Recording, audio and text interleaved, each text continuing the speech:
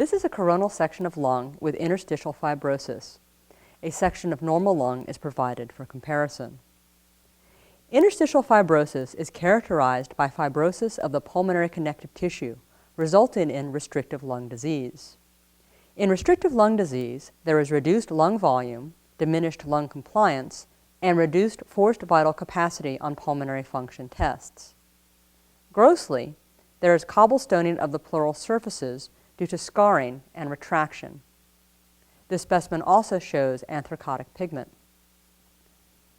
The parenchyma displays firm white rubbery areas of fibrosis along the subpleural and intralobar areas.